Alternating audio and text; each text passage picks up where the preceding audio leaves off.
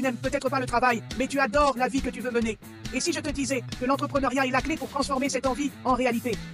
Bienvenue sur Chaque Action Compte, la chaîne qui te révèle comment chaque initiative, chaque effort peut te propulser vers le succès. Ici, on ne se contente pas d'espérer ou de prier pour que la chance frappe à ta porte. Non, on bâtit, on organise et on agit. Dans cette vidéo, des vérités choquantes te seront révélées sur ta prospérité. Reste jusqu'à la fin, ça va te révolutionner. Tu n'aimes pas le travail, tu aimes une bonne vie. Comment? Et je vais te dire quelque chose qui va te choquer. On ne devient pas riche en priant. On ne devient pas riche en jeûnant. C'est ton pasteur qui te le dit. Montre-moi quelqu'un qui est devenu riche en priant. Montre-le-moi. Montre-le-moi. Viens me voir au bureau. Je vais t'étudier avec un microscope. On devient riche en travaillant, en bossant. Ok, j'attends les hommes spirituels qui disent non, pasteur, tu as méprisé la prière. Les Japonais prient. À Dubaï, on prie Jésus. Donc pour être riche, ce n'est pas Jésus. Et sinon, pourquoi ils sont riches? Oh, vous êtes choqués, les chrétiens. Les chrétiens sont choqués. Oh, Yesukaka. Pourquoi alors à Dubaï, ils sont riches? Ils prient pas Jésus? Explique-moi, chrétien. Explique-moi. Ah, tu ne réfléchis jamais comme ça. Tu sais pourquoi tu as peur de réfléchir comme ça? Ça va te révéler que tu es pas riche. On devient riche en travaillant. On soit païen, sorcier, magicien, chrétien, travail. Même celui qui a le fétiche, s'il ne prend pas les ballons pour dribbler, il va pas marquer, il doit travailler. Mais toi, tu pries seulement. La prière va aller étudier pour toi, va aller travailler pour toi, va aller te chercher le travail. C'est pourquoi tu es pauvre, mais priant. La prière accompagne le travail. C'est-à-dire avant d'aller au travail, je prie. Et je vais au travail. Je finis le travail, je rends grâce. Je confie mon travail à Dieu. Mais tu dois présenter à Dieu quelque chose. Mes études, mon projet, mes affaires. Tu dois présenter quelque chose. Dieu a travaillé, ensuite il s'est reposé. Il n'y a pas de repos sans travail. Dieu bénit par le travail. Un pays se développe pas par la prière, par le travail. Je répète Congo. Le pays se développe par le travail, pas par la prière. Un pays qui ne fait que prier, qui ne travaille pas, c'est l'opium du peuple. Et de telles églises vont tuer les pays, endormir les gens. Une nation comme celle-ci, avec tous ces chrétiens, toute cette richesse, nous sommes des pauvres parce que nous prions mal. On ne fait que prier, prier, prier. On ne ramasse pas les bouteilles sales. On ne ramasse pas la saleté. On n'arrange pas. Mais on va vite à l'église. On ne va même pas qu'il y a la boue du coin jusqu'au coin de l'avenue de l'église. On saute la boue. On va prier. Mes frères, nous devons avoir une journée Salongo pour arranger cette avenue. 10 000 personnes. Si on se dit Salongo, on va arranger cette avenue. Un jour on viendra ici, on prie 2 minutes, hein, on prend les houes, on commence le travail du coin jusqu'au coin et Dieu va nous bénir. Arrêtons cette prière là, on ne voit pas notre environnement. Tu pries tous les jours que Dieu te bénisse, Dieu t'a déjà béni, mais ta bénédiction est un humain, mais tu ne vois pas. Tu penses que Dieu va te donner l'argent alors que Dieu va te donner un homme, et dans cet homme il y a l'argent. Certains hommes, ils ont quelque chose, ils sont courageux. Toi tu as l'idée, mais tu n'as pas le courage. Lui quand il parle de quelque chose, même si ce n'est pas à lui, tu vas acheter. Il te faut cette personne là. Toi tu cherches que la bénédiction, l'argent tombe sur ta tête. L'argent ne viendra pas sur ta tête, l'argent viendra par la combinaison des potentiels, la combinaison des connexions et des relations, la combinaison des grâces et des talents. Deux valent mieux qu'un. Ça a commencé comment? 3 personnes, 4 personnes. Google, 3 personnes, 4 personnes. YouTube, 3 personnes, 4 personnes. Twitter, 3 personnes, 4 personnes. Toujours des groupes. Ton problème, tu es trop seul. C'est pourquoi tu échoues seul. Tu stagnes seul. Et quand même tu as une banqueroute, personne ne sait et personne ne peut t'aider. Mais lorsque tu travailles à deux, il peut savoir que tu as chuté. Lui dit non, ok, au lieu de me payer mon salaire, mets ça encore dans l'entreprise, on va encore essayer. Et puis ça remonte, tu devenais grand. Ton problème, c'est que tu es seul. L'heure est arrivée de te présenter avec ta carte de visiteur. Parce qu'une fois qu'un homme a fini de connaître ton nom, il veut connaître ton travail. Et c'est par ton travail qu'il te bénira par ton travail. Je suis venu vous présenter ce qu'on appelle la CBC. Dites CBC. C'est Compassion Business Connection. Ceux du premier culte, ils sont mieux. Au premier culte, ils m'ont combattu. Alléluia. On pouvait dire BCC, ça allait faire banque. Alors on fait Compassion Business Connection. C'est-à-dire la connexion des hommes d'affaires de l'église Compassion. Amen. Alors je vais vous donner 2 versets que j'expliquais et puis je vais vous présenter la vision. Le thème de mon message, c'est l'importance de l'unité dans l'entrepreneuriat. C'est quoi une entreprise? Une entreprise, c'est une organisation. Sans organisation, il n'y a pas d'entreprise. Toi qui dis que tu es une entreprise, si tu n'es pas organisé, tu n'as pas d'entreprise. Et même si tu en as, tu vas connaître la faillite. L'entreprise est une organisation. C'est une unité économique qui produit des biens ou fournit des services dans le but de réaliser un profit ou seulement de développer la société et aider la population. Produit.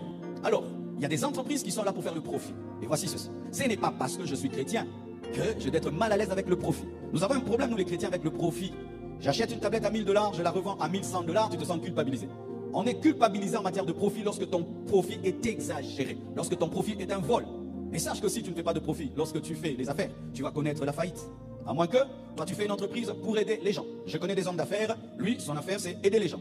Pour lui son revenu ce n'est pas ce qu'il gagne, c'est la joie qu'il donne, c'est l'aide qu'il donne, le bonheur qu'il donne. Alors lorsque tu es chrétien, tu dois savoir dès le départ, cette entreprise que je commence là, c'est pourquoi? C'est pour donner comme l'armée du salut, ou je dois faire des bénéfices. Souvent les chrétiens, c'est là qu'ils tombent en faillite. Tu commences une entreprise pour faire les bénéfices, mais tu te comportes comme si c'était une entreprise pour donner, tu vas tomber en faillite. Et qui nous fait tomber en faillite la plupart du temps? D'autres chrétiens comme nous. Alors frères et sœurs, dès le départ tu dois dire, si ton taxi c'est pour aider les frères après le culte, gratuitement, ok, tu auras la bénédiction au ciel, vraiment tu seras béni, pas de problème. Mais si dès le départ tu dis, je fais ce taxi pour avoir un deuxième, un troisième, un quatrième, là ce n'est pas gratuit, même les frères en Christ doivent payer. Alléluia, même le pasteur il entre, il doit payer. Et je te paye, je suis heureux. Alléluia. Alors dès le départ, chrétien, quand tu commences une entreprise, tu dois savoir, je fais ça pourquoi? Pour avoir un profit ou je le fais seulement pour aider la société, aider les autres? Et quand tu demeures dans la vision que Dieu te donne, tu sais que tu as la paix. Amen. Alors frères et sœurs, une entreprise peut commencer comme ça. Là seulement, tu as un ordinateur, tu as une chaise, et une entreprise commence. C'est comme ça que Facebook est né, Google est né. On n'a pas besoin d'avoir 10 tables, 20 tables. Certains ont leur entreprise dans leur laptop, d'autres ont leur entreprise dans leur sac, d'autres le cahier, et ils commencent comme ça. Tu n'as pas besoin de commencer grand, mais tu dois avoir un rêve, tu dois avoir une vision, tu dois avoir une organisation, tu dois être discipliné. Alléluia. Certains commencent petits et d'autres deviennent des multinationales, mais sache que la taille ne compte pas. Alléluia. La taille ne compte pas, surtout au début. Alors mes frères et sœurs, quelle est la relation de Dieu avec l'entreprise? Quelle est la relation de la Bible avec l'entreprise? Est-ce que Dieu ne veut pas qu'on travaille? Est-ce que Dieu ne veut pas que je me réveille à 4 h du matin et je bosse jusqu'à 18 h, 20 h? Est-ce que c'est contre ma spiritualité? Est-ce que c'est contre ma croissance spirituelle? Faux de faux de faux et de faux et de faux. La Bible dit, Dieu bénira ton travail et tes entreprises. En soi, Dieu ne te bénit pas toi. Il bénit ton travail et ton entreprise. Ça, c'est mon travail et mon entreprise. Quand Dieu me bénit, ça va là-bas. S'il n'y a rien, ça ne se manifeste pas. Quand Dieu te bénit, c'est l'entreprise et le travail qui permettent à la bénédiction de se manifester, parce que la bénédiction va tomber dans ton travail et dans ton entreprise. Et un homme qui ne fait rien, c'est comme si Dieu ne l'a pas béni, mais tu es béni. Mais il n'y a pas l'aéroport de la bénédiction, parce que la bénédiction atterrit dans les entreprises et dans le travail. C'est pourquoi Genèse 1 nous révèle que Dieu est un bosseur, un travailleur. La première révélation de Dieu dans la Bible, c'est un Dieu qui travaille, c'est un Dieu qui crée, c'est un Dieu qui invente. Et le travail a existé avant la chute. Le travail n'est pas une malédiction, mais le travail est une bénédiction, parce que Dieu a dit à Adam et Ève, cultivez la terre, cultiver c'était avant la chute. Arrêtons dans l'église de considérer le travail comme une malédiction. Alors au travail en réchignant, je vais encore au travail, je vais encore au travail. Tu n'aimes pas le travail, mais tu aimes le salaire. Comment? Hypocrisie. Et j'ai remarqué que les chrétiens qui négligent de chercher l'argent attendent que quelqu'un les cherche pour eux. Seigneur, touche mon oncle qui m'aide. Ton oncle là il travaille, non? Toi tu pries toute la nuit à H24 que ton oncle qui travaille, que lui puisse tout faire pour toi. Tu es un paresseux, hypocrite et spirituel. Touche-le qui m'aide, touche-le. Celui que tu dis qui t'aide là, lui le matin il se réveille, il dort à 20 h tous les jours. Hein? Et quand il fait ça, tu dis, toi tu es charnel, tu ne fais que chercher l'argent. Mais toi le spirituel, pourquoi tu vas chercher celui qui cherche l'argent? Que Dieu te donne ça dans ta chambre, non? Hypocrisie. Dieu bénit par le travail. Un pays se développe pas par la prière, par le travail. Je répète Congo, le pays se développe par le travail, pas par la prière. Avec toi, écoute maintenant, dans tes greniers et dans toutes tes entreprises. Avec toi où? Dans tes greniers et dans les entreprises. C'est dire quoi? Quand Dieu te bénit, ça tombe où? Dans les greniers, dans l'entreprise. S'il n'y a rien, il n'y a rien. Mes frères et sœurs, Dieu est un PDG. Vous savez ça? Dieu est un PDG. Dieu est un homme d'affaires. Jésus-Christ a dit, il est temps que je m'occupe des affaires de mon Père. Quand Dieu te donne, il attend que tu lui rendes. C'est un principe des affaires. Quand Dieu investit dans ta vie, il attend un retour. C'est un principe des affaires. Dieu est un homme d'affaires.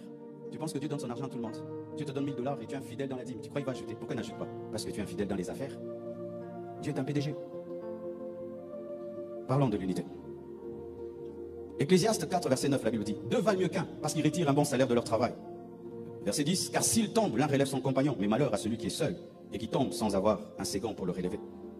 Mes frères et sœurs, il ne faut pas seulement travailler, il faut travailler dans l'unité. Jésus-Christ, lorsqu'il a envoyé ses disciples, il les a envoyés 2 à 2. Et là, le sage, l'Ecclésiaste, qui fut l'homme le plus riche de ce temps-là, lorsqu'il parle du travail, il dit qu'il faut travailler à 2 pour avoir un meilleur salaire.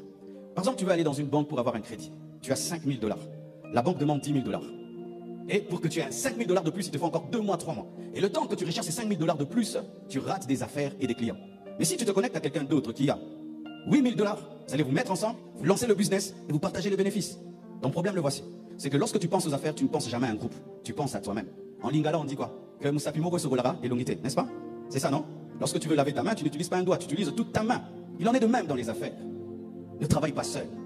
Surtout au début. On est fatigué des fois, tu veux commencer, tu arrêtes. Et quand même avec quelqu'un, même avec ta femme, tu sais quand ta femme sait que tu as commencé un investissement, elle te suit derrière et elle te pousse. Un ami, un frère, une soeur de l'église. Mais le problème, tu travailles seul. Alors qu'un homme peut t'ouvrir une porte. Un homme peut connaître quelqu'un qui connaît quelqu'un et cela va ouvrir ta porte. Je peux avoir l'argent, mais je n'ai pas l'idée. Toi, tu as l'idée, moi j'ai l'argent, on fusionne. Je peux avoir le matériel, mais toi, tu as les clients, on fusionne. Je peux avoir le lieu, et toi, tu as le matériel, on fusionne.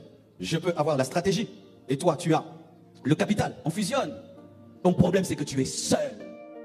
C'est pourquoi nous allons organiser Compassion Business Connection pour que tu ne sois plus seul. Regardez. Toi, tu vends la farine. Moi, je fais le pain. On se connecte.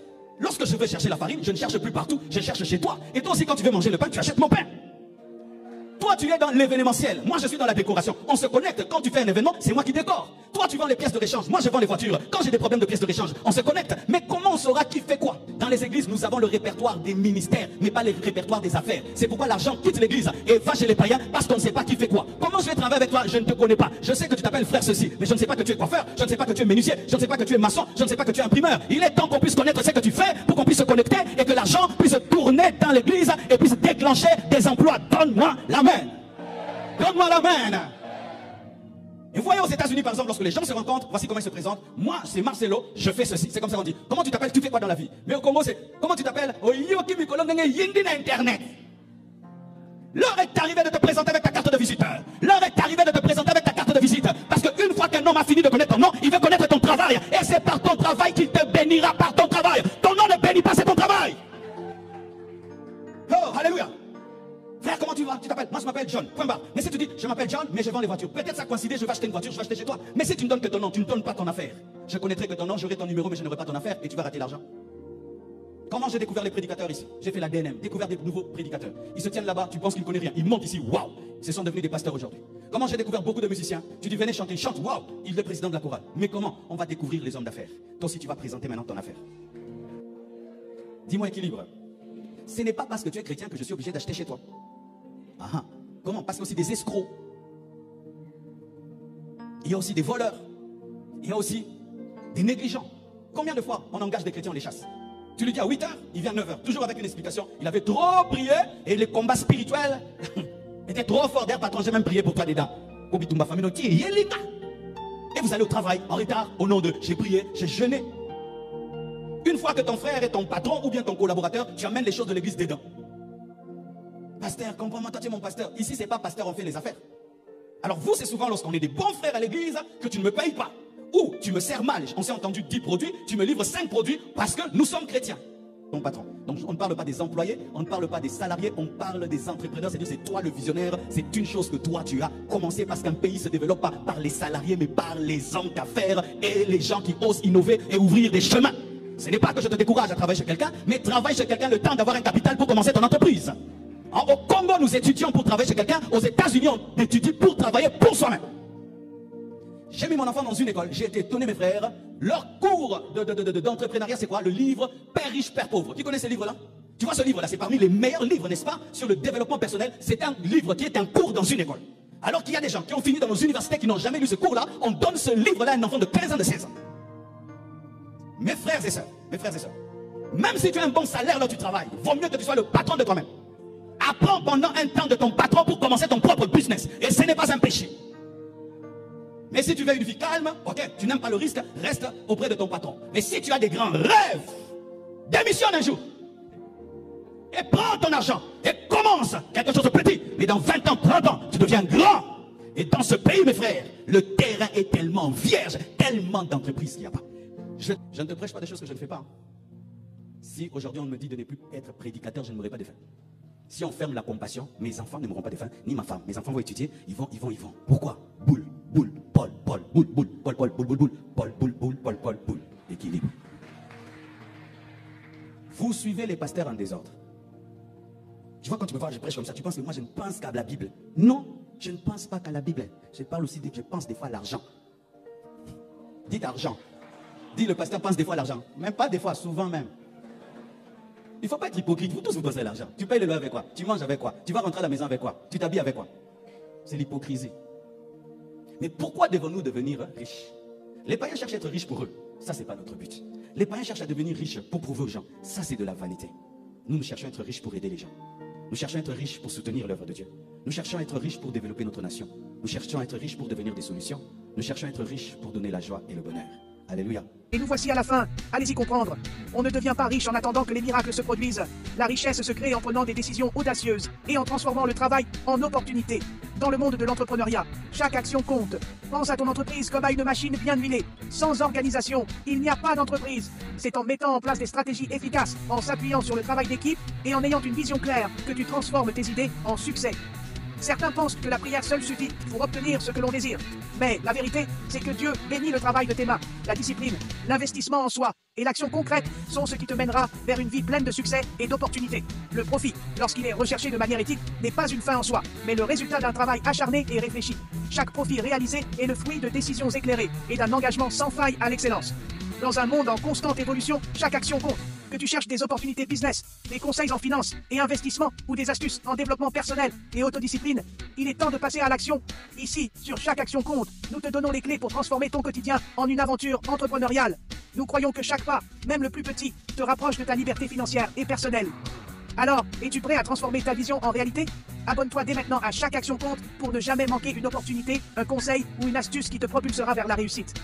Rappelle-toi, le succès n'est pas le fruit du hasard, mais le résultat d'actions déterminées et organisées. Chaque action compte, et la tienne peut changer ta vie dès aujourd'hui. Clique sur s'abonner, active la cloche et rejoins notre communauté d'entrepreneurs ambitieux. À très vite pour de nouvelles inspirations et conseils pratiques.